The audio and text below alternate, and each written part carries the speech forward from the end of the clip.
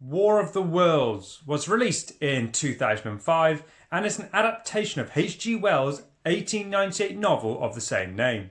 Directed by Steven Spielberg and stars Tom Cruise, Dakota Fanning, with Miranda Otto and Tim Robbins. The story follows Ray Ferrier, who is a dock worker and is estranged from his two children, Rachel and Robbie. His ex-wife drops off their children at his house as she's on her way to Boston. A strange lightning storm then occurs multiple times and causes an EMP. Ray then goes to a local intersection to see where the lightning hit the ground. A massive alien tripod machine then rises from the ground and starts attacking and killing people with its weaponry. Ray then decides to get his kids and commandeer a van that has recently been repaired. His plan is to get to Boston, but along the way he must protect his children and avoid the alien tripods. Kicking off with the good, I remember seeing this film back in cinemas in 2005 when I was about 15 years old, and at the time I thought it was one of the best films ever. Me and my mates were celebrating at the end when they took down these alien tripods. But then I learnt more about the source material and I watched the original War of the Worlds from 1953. Now, I will praise Tom Cruise's performance. It's not one of his best, but his character does portray a lot of emotion, and even though he won't win any awards for Dad of the Year, he does the best he can to protect his children. Steven Spielberg's directing here is on point, but come on, what else do you expect from Spielberg? And he captures a lot in shot, but you still don't see everything. My example for this, when the tripod attacks and destroys tops of houses and buildings, you don't see what else is happening. This is a perfect example of less is more, because then it leaves it to the viewer's imagination as what else is that tripod doing? John Williams once again collaborates with Spielberg, and his score brings a lot of tension and creates a frightening atmosphere within the film. And he does use a little bit of the score from the 1953 film, which I think was a nice nod. The special effects that were done by Industrial Light and Magic are amazing, and they still hold up really well today. The design of the tripods and the alien creatures themselves are really good. Now I know they had to change the design for the 1953 film, but they had to update it for a more modern audience.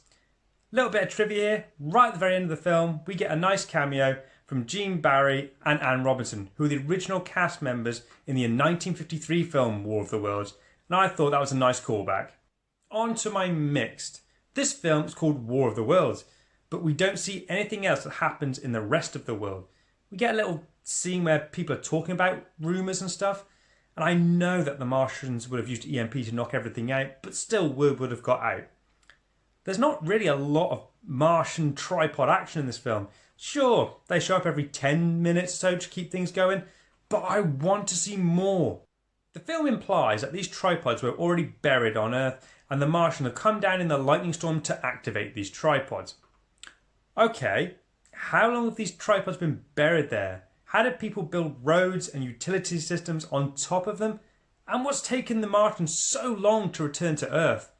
None of these questions are ever answered. The ending for this movie, to me, feels very rushed indeed. We suddenly come across a tripod that has smashed into a building. The shields are now down, but we get no explanation given until the very end narration. Rewatching the film for the review, I was like, did I miss something? Did I blink and miss it? Because it happens like that. I think it would have been interesting throughout the film to give hints that something's going on with the aliens. Maybe the lights on the tripod begin to flicker a bit, or they start to stumble, but no, we get nothing. Now, on to the bad. The children, Rachel and Robbie, are fucking useless in this movie and are incredibly frustrating. Rachel does nothing but scream constantly. I just need you to hold it together for me, okay? What? When you start screaming like that, I can't really drive it. I know that. That's where we're going right now.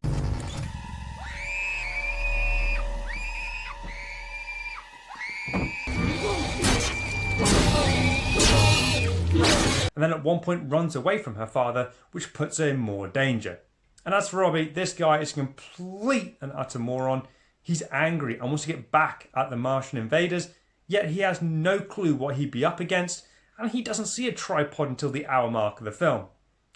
There is the sequence on the hill where he tells his dad, I have to be here, I need to see this. No, you don't, you fucking idiot, you're only going to get yourself killed. And in hindsight, I wish they killed the character off him in a complete and utter fucking dickhead. All the characters are pretty forgettable, to be honest. We don't learn anything about them. There's no meaningful character arc, so we don't care about any of them. My final thoughts. I'm kind of on the middle here if I should recommend, and I do recommend giving War of the Worlds a watch if you're a fan of sci-fi and alien invasion films. This film could have been a sci-fi classic, but unfortunately just comes across as another generic alien invasion movie. There are some tense moments throughout the film, and the action sequences are done quite well. Tom Cruise does the best with what he's got, and Steven Spielberg's directing is done really well. I like the design of the tripods and the alien creatures. The effects still hold up really well today, but I wish we could have got more of them. My rating for War of the Worlds is 6.5 out of 10. Please join me in the comment section below to share your opinions. This is just mine. If you're new here and you've enjoyed the video, please subscribe to the channel to help make it grow. They're already here. As always, thanks for watching, and I hope to catch you at my next review.